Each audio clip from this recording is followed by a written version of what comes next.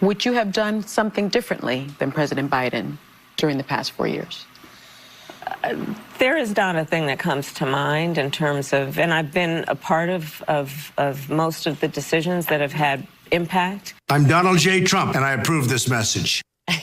And Glenn, you know, it's interesting because I'm sure they thought going to friendly outlets would protect her.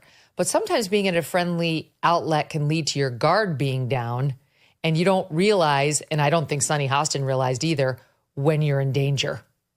We're about to have a look at a conversation between Megyn Kelly and Glenn Greenwald discussing Kamala Harris's recent media blitz attempt, right? She's in the last month trying to win this election and convince voters. And in my opinion, she completely failed, even to the point where Donald Trump is clipping her statements, adding Donald J. Trump approves this message at the end, and making fantastic campaign ads. Basically, she's out there campaigning for Donald Trump inadvertently, right? And so this goes to show that Kamala Harris is completely out of touch with the American public. She's out here having beers with Stephen Colbert on his show and running the leftist mainstream media gauntlet while ignoring the people that are suffering the devastation of 2 back-to-back hurricanes in the Southeast, and failing to make an attempt to reach across the aisle, considering she didn't go on anything that wasn't lefty woke mainstream media. So let's have a look. And before we get into this, I just want to remind people that in Georgia, early voting has started. This is actually a post on X from Donald Trump himself. Vote early in person October 15th through November 1st. Absentee ballot request deadline is October 25th. Election day and mail-in ballots are due by 7 p.m. November 5th. Now let's go ahead and get into this one. So are you shocked that her media tour is not, at least so far, moving the numbers or quelling the panic on Team Blue? I'm the opposite of shocked. And sometimes I think it's amazing how quickly and easily we forget even short-term memory. Let's remember that the last time she ran for president, when she actually had to campaign and debate and get votes and all that, unlike this time, her campaign was such a disaster, such a debacle, despite every single institutional advantage, all that money from California, the stature of being a senator from California, the readiness of the media to heap adoration on her for potentially being the first ever woman of color to become president, et cetera, et cetera. Her campaign was such a disaster that she had to pull out and close her campaign before the first vote was even counted. Usually people say the campaign's not going well, let's try and play our hand in Iowa and New Hampshire and then see. There was no point in doing that because she was such an awful politician. And then also, the entire 3.5 years that she was vice president, she was a complete national joke, an international joke, because every time she opened up her mouth, it turned into something incredibly embarrassing and cringeworthy. And I think a lot of us did forget that in what was some very well-engineered theater around the supposed excitement that people had when she emerged, got imposed by the Democratic Party elite on the party and in the country. And people kind of forgot just how inept and incompetent she is as a politician. Their obvious strategy was based on that. Let's keep her away from the media. Let's make sure she has very, very few unscripted moments. And the problem for them is that that wasn't working. They had to roll the dice. They had to send her out on her own. And even in the most loving, embracing, gentle arms that they sent her into, The View, Howard Stern, Stephen Colbert, doesn't get any more worshipful than that. She completely fell on her face, even in front of them. And I think people are starting to realize and remember who she really is. Yes, that one exchange with Sunny Hostin, who's been advocating for Kamala Harris since the conversation first turned to, could we sub out Joe Biden? What would we do? Would we have an open primary? Could we get Michelle Obama instead? And she kept saying, we're not interchangeable as Black women. It has to be Kamala. She can do it. She loves Kamala Harris. And it was obviously not an attempt to trip up Kamala Harris, and yet tripped up she got, where Kamala Harris answered her question about how she's different from Joe Biden, whether she would have done anything differently. And as predicted, you'll see the version of it here that Trump made into an ad literally within 60 minutes of Kamala saying it. And now there are reports today that you can expect to see this ad everywhere from now to Election Day. Here it is. Well, if anything, would you have done something differently than President Biden during the past 4 years? There is not a thing that comes to mind in terms of, and I've been a part of most of the decisions that have had impact. I'm Donald J. Trump, and I approve this message. And Glenn, you know, it's interesting because I'm sure they thought going to friendly outlets would protect her. But sometimes being in a friendly outlet can lead to your guard being down, and you don't realize, and I don't think Sonny Hostin realized either, when you're in danger. I know, but Megyn, all that's completely true, and I agree with all of that. Nonetheless, I think it's worth noting how unbelievable and remarkable and confounding it is that she cannot answer that. It was like that question never occurred to her before. She didn't say, no, I think Biden did a great job. She didn't say, yeah. She said, you know what? Nothing that comes to mind, as though that question had never occurred to her to even think about. She's like, maybe I'll get back to you. I can think of it later. When you're running for president and you're the vice president of a very unpopular president on his road to losing, when the country believes that everything is on the wrong track, that all they want is change, the very first question that you have to be prepared to answer in her position is, how would you have been different than Joe Biden? Now, obviously, she can't just throw him under the bus and say, like, oh, everything he did was terrible. He was a terrible president. I intend to. But there's so many diplomatic ways that you answer that. You know, 2020 is different than 2024. We have new challenges. We can do more of this, less of this. I think what happened is, this is what I really believe, is that Democratic elites really are so arrogant in terms of how non-Democratic voters think, how they process information. They really believed that they could win the election by just avoiding substance altogether. That was obviously their plan from the very beginning. And that was their plan that worked in 2020 when Biden won against Trump. Say what you will about that election, Biden still won, and he campaigned from his basement. There's no doubt that Trump got more people at one rally throughout that whole entire time than Biden did combined at any of the rallies that he did, you know, which was few and far between. I still remember the one where everybody was sitting in their cars. I mean, just how pathetic, right? And I don't think they ever really prepared her, and she's not prepared to talk about in any way what type of president she would be, because that never has been the strategy on which they were relying to win the race. It was all about these vibes, and I'm younger, and I'm different. I'm not these two old 80-year-old white guys that everyone's sick of. That gets you a little bit. That gets you a boost in the polls, like you said, that sugar high. But eventually Americans, as dumb as Democrats think they are going to want to know, like, who is this person that we might make president? What does she believe? Where do we place her on the spectrum? What kinds of policies is she going to pursue? How is that going to affect our lives? And her inability and refusal to answer that comes from this condescension, I think, is what's really crippling her. And you saw that so clearly in all of these interviews where she got asked that question, she couldn't answer it. And now when she's like, I don't know. I never thought about that before. I'll get back to you right now. Nothing's coming to mind. That is stunning. It's a nightmare for her team. I almost feel bad for them. So those answers, That's for sure. One thing Kamala Harris has always been, and you can look at her track record, is a nightmare for her team. I'm pretty sure pretty much her entire staff has quit at least once, right? Even the people that she's rehired have potentially quit on her. I haven't looked in it that much in detail, but the word on the street is that nobody wants to work for Kamala because she is not fun to work for. And it kind of seems to be the typical thing that we see amongst the females in the Democratic Party. Remember, the same thing happened with Hillary Clinton. A lot of people didn't want to work for her as well. Her general inaptitude as a politician are what's keeping these numbers so low, among other things. I mean, the Biden policies were not a success, and she is associated with them. And it's leading to some open panic, and it's leading to some sound analysis of some bad numbers. I'm going to give you both. Here's James Carville with the on-camera equivalent of those headlines I just read you in the intro. Watch.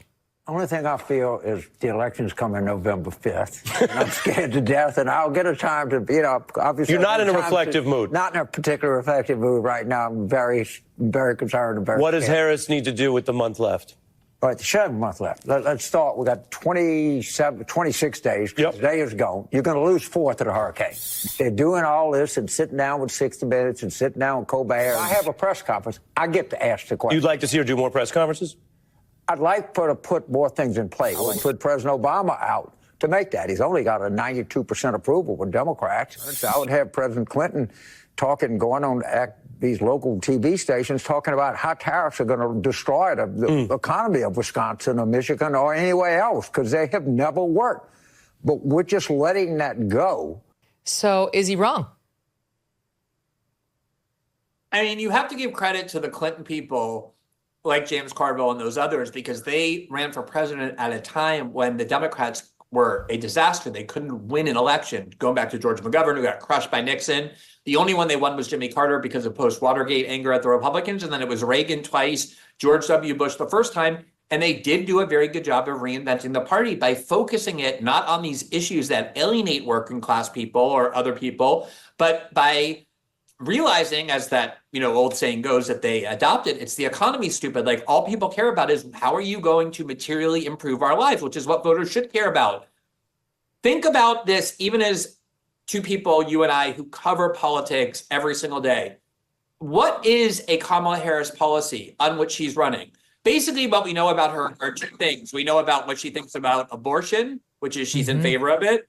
And we know what she thinks about LGBT. She loves LGBTs very deeply. She loves us so much. She feels such a... other than that, what are her policies? The only ones that she's identified, she literally stole from Trump. Like, hey, let's not tax the tips of service workers.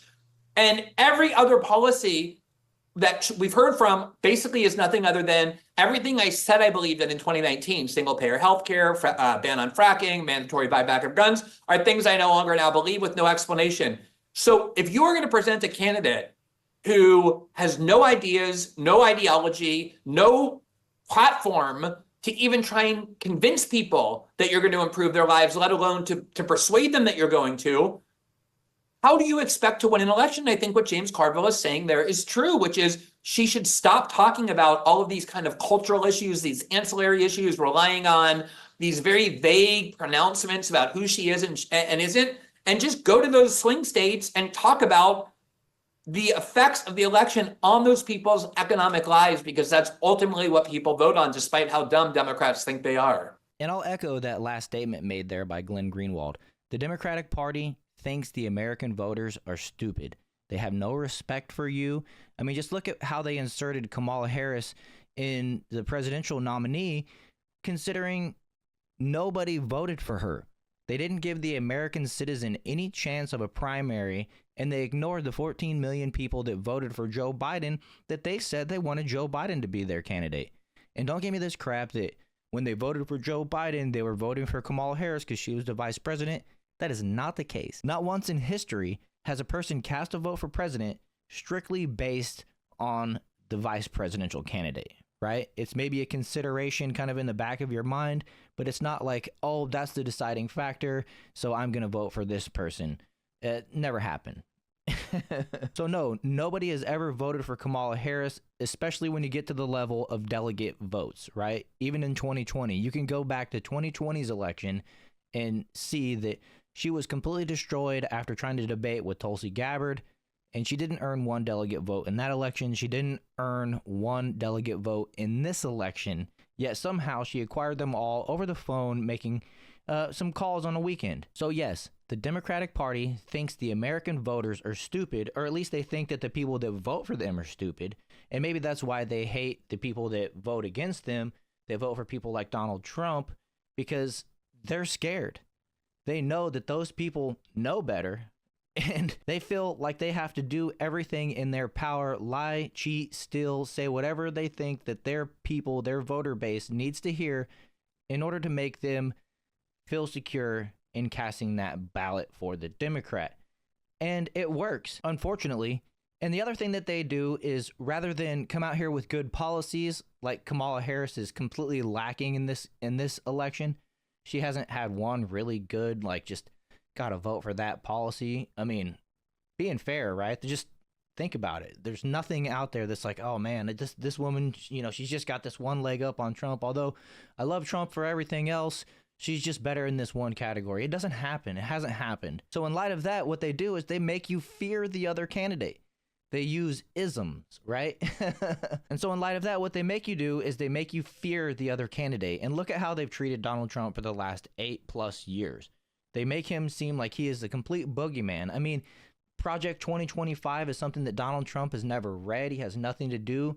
Yet you see it all over Facebook. You see it all over everything. Mainstream media, that Donald Trump's associates, former associates, are all connected to it. So Donald Trump is connected to it. And Project 2025 is the worst thing on the planet. And it's going to happen and blah, blah, blah. Meanwhile, Donald Trump has said multiple times he doesn't have that in his policies. You can see his actual plan and his actual policies on his website. They've been up there for months, unlike Kamala Harris, who didn't put hers up until literally the day before they debated. And that none of Donald Trump's policies include Project 2025, right? And it sucks because people get so scared by the mainstream media that they go through and they literally read every word of this Project 2025. I've seen it in my own life with my own friends and family, that they're like, there's no way that you could support Donald Trump after I've read through his Project 2025 and it is so bad and blah, blah, blah, blah, blah. And it's like, why are you wasting your time? I'm not going to waste my time. I tried to ignore it for the first couple weeks of these people bringing this to me because I know it's just such a nothing burger. It has no relevant or no weight on Donald Trump's presidency and therefore any of our lives, but yet they're so scared. It's like they're watching a train wreck or reading a horror book or something like that, watching a horror movie, and they just can't stop, and they're infatuated with it, and they're addicted to that adrenaline that it gives them in fear. And that's exactly what the Democratic Party wants to do to you. Is what they want to do to their voters. They want to make you scared of the other candidate to the point where you have to go vote for that Democrat. And it's sad and pathetic. It's very disrespectful. And they think that you're stupid. And the more and more people that see this and realize this begin to break out of the Democratic cult, the stronghold that they have on you. And the more and more people see this and realize this, because people have been telling you for months about this Project 2025 being false, but for years that, look, the Democrats don't have anything good. They just want you to be scared of Donald Trump. But, you know, they've been told, they've had the opportunity to hear it. And the more they wake up, the more they break out of the cult that is the Democratic Party. And, you know, we're running out of time. We got 3 weeks left to this election. And in my opinion, Donald Trump has to win in order to save the republic. And with that, I hope you agree. If you do, make sure to hit that like button, subscribe to the channel, share this video, and I'll see you guys in the next one.